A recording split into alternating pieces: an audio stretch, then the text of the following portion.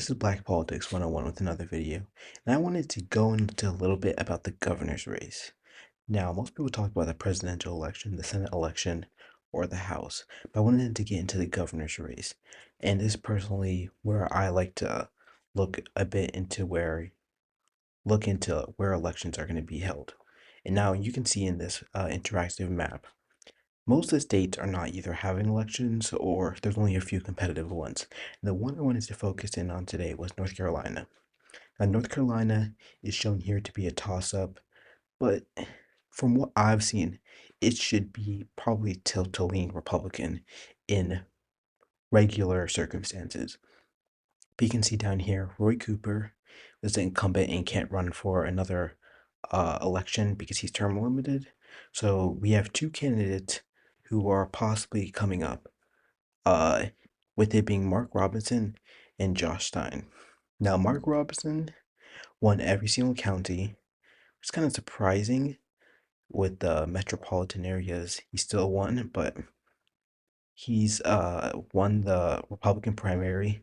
Then you have Josh Stein, who won the Democrat primary with about similar percentages and not facing much competition. But I wanted to focus in today on Mark Robinson, who's quite a very controversial candidate, I can say. Now, he is an American politician who served as the 35th Lieutenant Governor of North Carolina.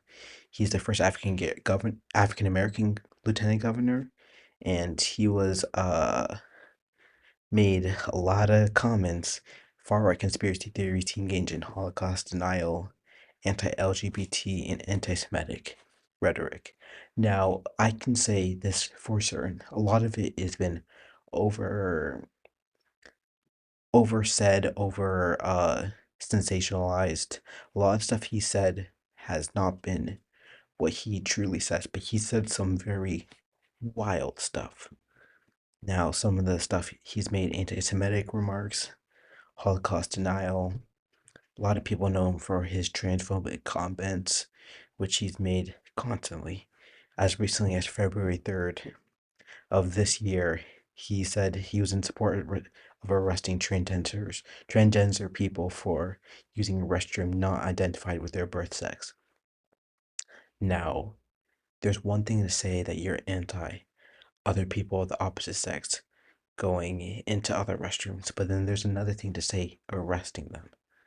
That's one thing I've seen a problem with him, is his disconnect with the average people and the average person's views on a lot of policies. And you can see here that the Republicans agree with him.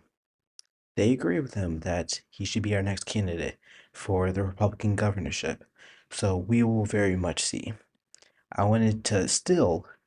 am very much a supporter of Mark Robinson. He's going to be better than Josh Stein. And I don't want Josh Stein. We need a pro-America governor as North Carolina. And Josh Stein is not going to be it.